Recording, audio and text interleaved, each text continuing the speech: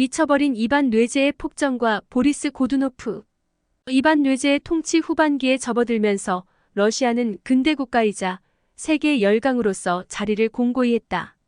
그러나 이반 뇌제는 모스크바국의 귀족계층인 보야르들과 길고 격렬한 투쟁을 하게 되었다. 러시아만의 특이한 정치체제인 특선평 의회와 차르는 결별하게 되었고 이반 자신의 측근들과도 완전히 척을 지게 되었다. 이러한 결과들은 이반이 추구했던 러시아의 보수적인 정치, 전통을 급진적으로 극복하려는 노력에서 나타나는 부산물이라고 할 수 있다. 이반은 개인적이고 절대적인 차르의 권력을 위해서 귀족계층인 보야르들에 맞서 투쟁하고 있었다. 보야르는 모스크바국이 러시아 전체를 대변하게 되고 차르의 절대권력이 최고조에 이른 이반 4세 때 차르를 견제할 수 있는 유일한 대항 세력이었다. 모스크바국의 보야르들은 모스크바의 성장과 같이 폭발적으로 성장해왔다.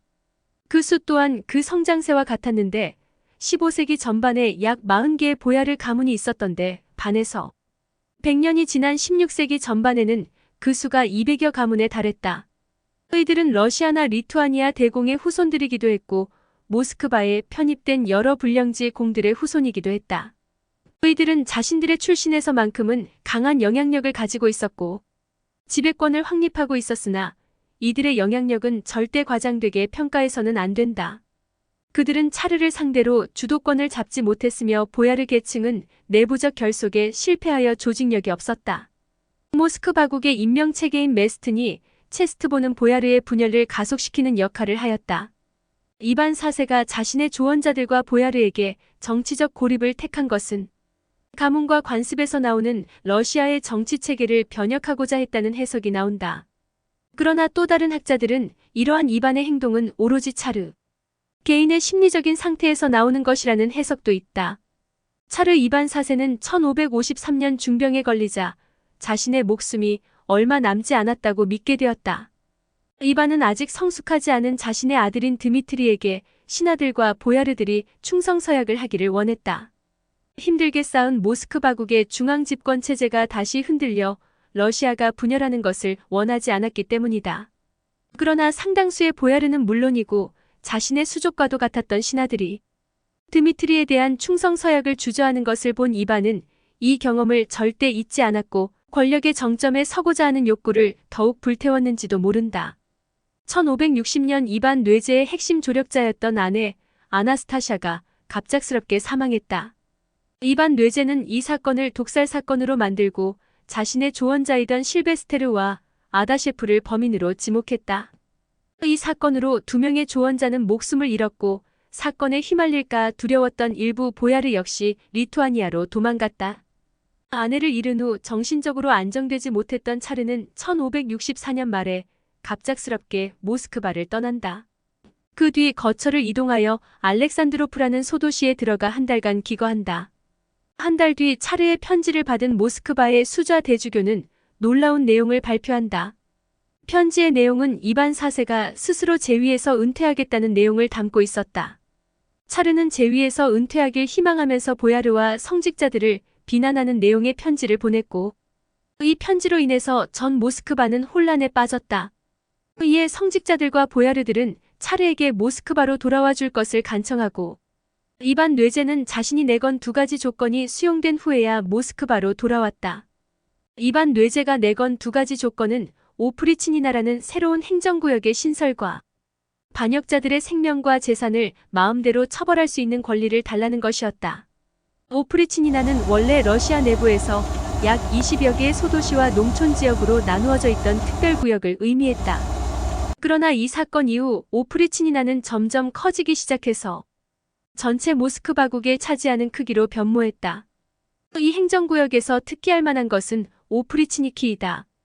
이들은 이반 뇌제 직속의 조직이었으며 현대의 헌병 또는 정치경찰의 임무를 행했다. 처음에는 1000여 명으로 시작하여 나중에는 6000명 가까이 수가 늘었다. 이들의 임무는 차르의 적을 파멸시키는 것이었다. 이반 뇌제의 공포정치로 인해 많은 사람들이 숙청당했다. 리투아니아로 도망갔던 보야르들과 사촌인 블라디미르 공 등이 많은 사람들과 함께 죽음을 맞았다. 반역자들을 차르의 마음대로 처벌할 권리 덕분에 차르는 점점 더 많은 혐의자들과 희생자들을 만들어냈고 보야르뿐 아니라 많은 수의 상인, 농민들이 숙청당했다. 그이들이 가지고 있던 재산은 국가에 의해 몰수되었다. 이반은 어떤 경우에도 자신에 대한 반대를 용납하지 않았다. 필립 수자대주교 역시도 차르에게 항의했다는 명목으로 감옥에 내던져졌다가 오프리치니키에 의해서 살해당했다. 유서 깊은 노브고로드 역시 1570년에 완전히 파괴되어 폐허가 될 정도였다. 모스크바국은 멀리서 보면 강력한 내전에 휩싸인 것 같았으나 가까이서 보면 피해 숙청이 진행되는 중이었다. 이러한 이반 뇌제의 공포 정치는 1572년 타타르들이 모스크바를 공격할 때까지 지속되었다. 이반 뇌제는 점점 더 많은 배신자들과 반역자들을 발견했다. 고문과 처형이 많아지면 많아질수록 이반 뇌제의 삶 역시도 나락으로 치달았다. 그 정점은 1581년에 일어났다. 뇌제는 발작 중에 자신의 아들이자 후계자인 이반을 몽둥이로 가격해서 치명상을 입혔다. 그 이후 차르는 평안한 삶을 누릴 수 없었고 1584년 3월에 죽었다. 이반 뇌제가 후계자에게 입힌 상처는 이반에게는 물론 모스크바에도 치명적이었다. 그 상처로 장자인 이반은 곧 죽게 되었고 남은 아들들인 표도르와 드미트리 중에 차남인 표도르가 후계를 이었다. 표도르는 신체가 허약하고 지력과 능력이 특출나지는 않았지만 주변 보좌관들을 이용할 줄 알았다. 덕분에 표도르의 재위기는 러시아에게 있어 평온기라고 할 수 있었다. 1584년부터 1594년까지 재위하는 동안 표도르를 도와 책사 역할을 수행한 보리스 고두노프는 차르의 매부였고 또한 뛰어난 책사였다.